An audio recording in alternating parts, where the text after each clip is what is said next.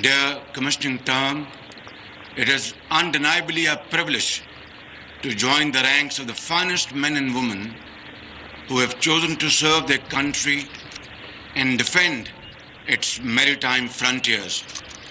I am particularly pleased to witness that female cadets also form part of today's commissioning parade.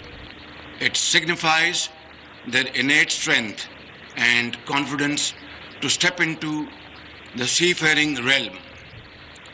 They serve as role models for young Pakistani girls, and I hope they will inspire millions of girls to pursue their dreams and acquire success in their chosen fields.